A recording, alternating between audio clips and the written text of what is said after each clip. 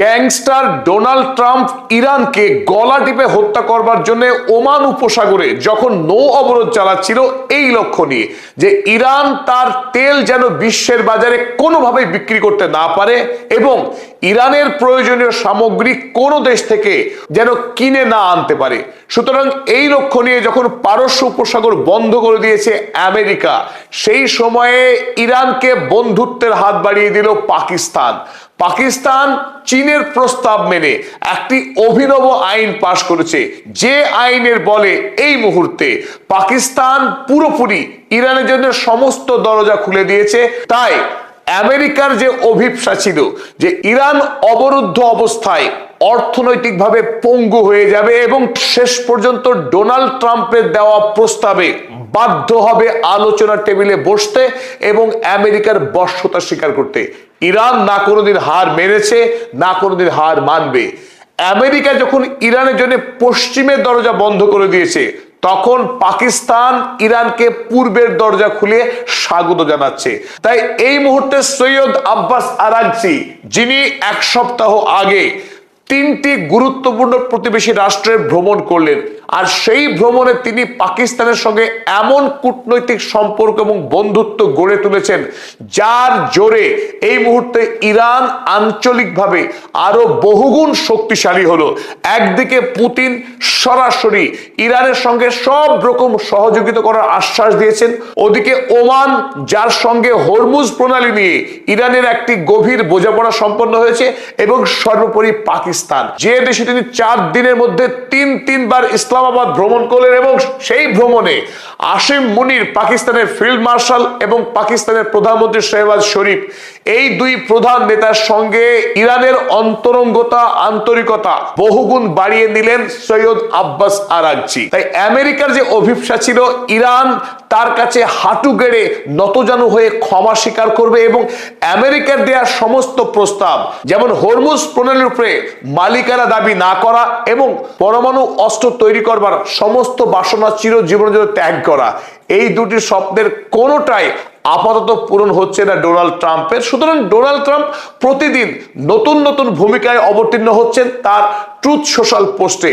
তাতেও কোন রকম কাজ হচ্ছে না। গতকাল পাকিস্তান পার্লামেন্টে আইন করে ইরানের জন্য 6টি রুট এবং 2টি বন্দর ব্যবহার করার পূর্ণ আদেশ দিয়েছে ইরানকে। চলুন আমরা দেখে নিই আল জাজিরা কি লিখছে। Pakistan opens up road trade roots into Iran amid Hormuz blocked.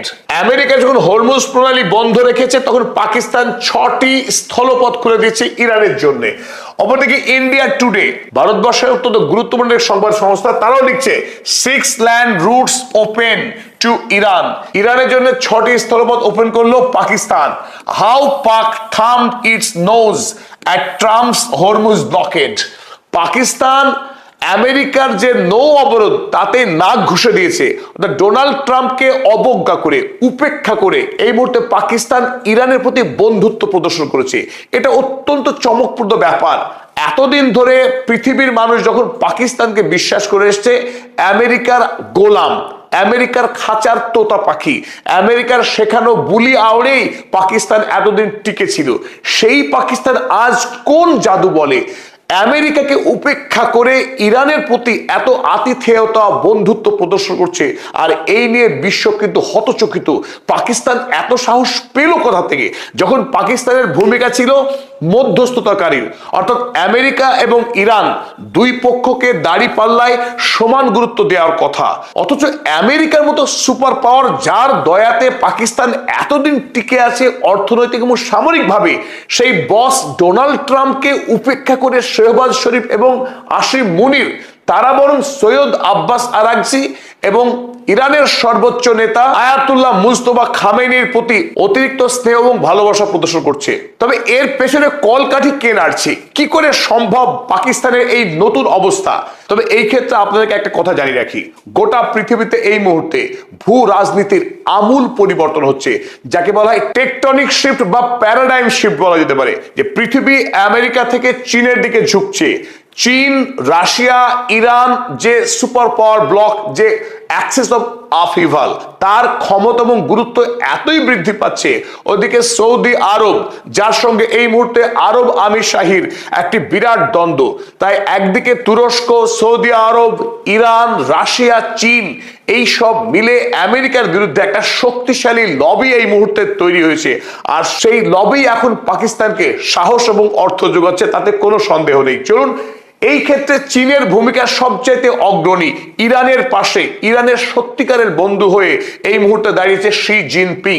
She Jinping Shehbaz শরীফকে পথ দেখিয়েছেন যে এই ইরানের এই বিপদের দিনে পাকিস্তান যদি বন্ধু হয়ে ইরানের পাশে দাঁড়ায়, তবে আইনের দিক থেকে পাকিস্তানের কোনো ক্ষতি করতে পারবে না ডোনাল্ড ট্রাম্প কিংবা রাষ্ট্রসংঘ।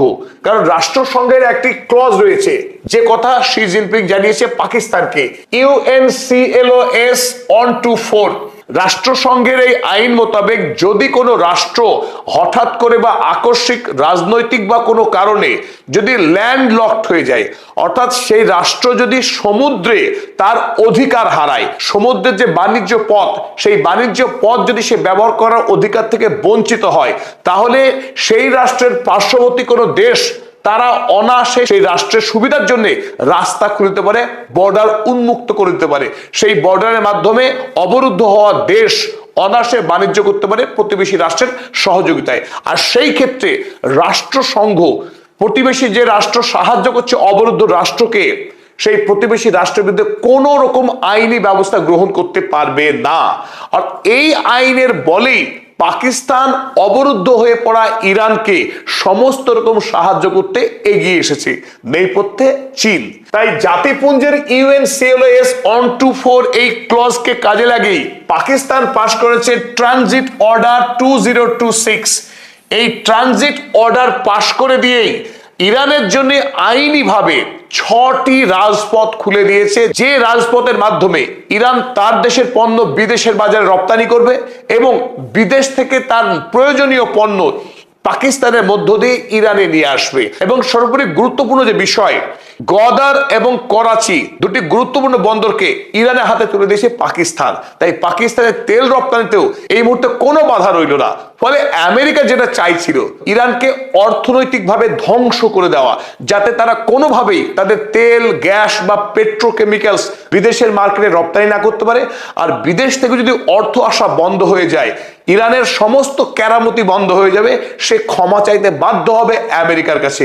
সেই কাজ কিন্তু এই মুহূর্তে হলো না। আবার পাকিস্তানের মতো রাষ্ট্র এইবার প্রথমবারের মতো ইতিহাসে আমেরিকার বিরুদ্ধে একটা সাহসী বলিষ্ঠ অবস্থান গ্রহণ করছে ইরানকে সহযোগিতা করার মধ্য দিয়ে। এখানে স্বাভাবিকভাবে একটি প্রশ্ন উঠতে পারে, পাকিস্তান শুধুই ইরানকে সুবিধা দিচ্ছে, পাকিস্তানের কি কোনো লাভ হচ্ছে না? পাকিস্তানের নিশ্চয়ই কিছু লাভ হবে, না হলে পাকিস্তান ইরানকে কেন তো সুবিধা দেবে? তো এক নম্বর হলো অ্যাকসেপ্টেন্স অ্যাজ এ মিডিয়েটর।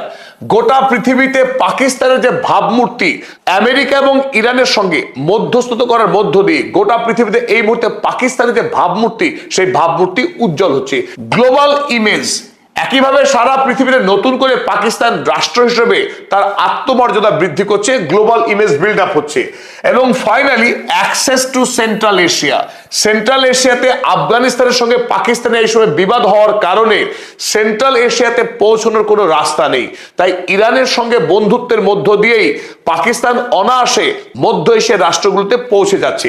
তাই একদিকে ইরান, অন্যদিকে পাকিস্তান, দুই রাষ্ট্রই লাভবান হচ্ছে তাদের এই বন্ধুত্বের মধ্য দিয়ে। আপনারা ম্যাপে দেখছেন দুটি দেশ, ইরান এবং পাকিস্তান, এবং এই দুই দেশ প্রায় 900 কিলোমিটার অধিক একটা সীমানা শেয়ার করে। তাই এই মুহূর্তে দুটি সীমান্তবর্তী শহর, একদিকে তাপ্তান এবং গাবদ, এই দুটি শহরই পাকিস্তানে অবস্থিত। এই তাপ্তান এবং গাবদ এই দুটি বর্ডারকে খুলে দেওয়া হয়েছে পাকিস্তানের পক্ষে। ফলে এই দুটির বর্ডার থেকে 6টি গুরুত্বপূর্ণ রুট, সেই রুট পাকিস্তানের বিভিন্ন শহরে বিভিন্ন অঞ্চলে গিয়ে পৌঁছাচ্ছে। এবং দুটি গুরুত্বপূর্ণ বন্দর, একদিকে গাওদার বন্দর এবং অপরদিকে করাচি বন্দর, এই দুই বন্দর এসে মিশছে ইরান থেকে সমস্ত পথ। এবং এই করাচি বন্দর থেকে ইরানের পণ্য সোজা রাশিয়া এবং চীনে গিয়ে পৌঁছে যাবে। ফলে ইরানের জন্য এটা একটি সুবর্ণ সুযোগ। এই করাচির মতো একটা আন্তর্জাতিক বন্দর এবং গওদার বন্দর, এই গওদার বন্দর ইরান থেকে স্থলপথে মাত্র 72 কিলোমিটার দূরে। ফলে এই ভিতর দিয়ে খুব অনায়াসে অল্প সময়ের মধ্যেই ইরানের সামগ্রী পৌঁছে যাবে গোয়াদার বন্দরে, আর এই বন্দর থেকে অনায়াসে বিদেশের বাজারে পৌঁছে যাচ্ছে ইরান। তাই এই হরমুজ প্রণালী একদিকে ইরান বন্ধ করে রেখেছে, আর ঠিক এই ওমান উপসাগর বরাবর আমেরিকা এখানে নেভাল ব্লকেড চালাচ্ছে। তাই এই নেভাল ব্লকেডকে ভেঙে ইরানের জোর করে এই পথ ব্যবহার করার কোনো প্রয়োজন নেই। অনায়াসে এদিক দিয়ে আরব সাগর ব্যবহার করেই ইরান তার বাণিজ্য চালিয়ে যাচ্ছে। তাই আমেরিকার যে অভিপ্সা ছিল ইরানকে অর্থনৈতিকভাবে বিপর্যস্ত করা, সেই কাজ কিন্তু একেবারে ফ্লপ। ডোনাল্ড ট্রাম্পের প্রত্যেকটি পরিকল্পনা ইরানের বিরুদ্ধে ফ্লপ হয়েছে। আর ইরানকে জব্দ করতে গিয়ে খোদ ডোনাল্ড ট্রাম্প আমেরিকার জব্দ হচ্ছে, কারণ ইরান এই মুহূর্তে হরমুজ প্রণালীকে সম্পূর্ণরূপে ব্লক করে রেখেছে, যাতে পারস্য উপসাগরের কোনো দেশ এক ব্যারেলও তেল বিক্রি করতে না পারে বিশ্বের বাজারে। যে হরমুজ প্রণালী দিয়ে পৃথিবীতে 20% তেল রপ্তানি হতো, সেই হরমুজ প্রণালী বন্ধ হয়ে পড়ে রয়েছে অনির্দিষ্টকালের জন্য। ফলে আমেরিকায় তেলের দাম লাফিয়ে লাফিয়ে বাড়ছে। বিশ্ববাজারে গতকাল অর্থাৎ 30শে এপ্রিল তেলের দাম স্পর্শ করেছে $120 প্রতি ব্যারেলে। তাই আমেরিকার নিম্ন মধ্যবিত্ত এবং সাধারণ খেটে খাওয়া মানুষদের পক্ষে জীবনযাত্রা এখন দুর্বিষহ হয়ে উঠেছে। ডোনাল্ড ট্রাম্পের উপরে সাঁড়াশি চাপ গোটা দেশের মানুষের, যে কোনো মূল্যে ইরানের সঙ্গে যুদ্ধবিরতি করতে হবে। তাই এতদিন ধরে ডোনাল্ড ট্রাম্প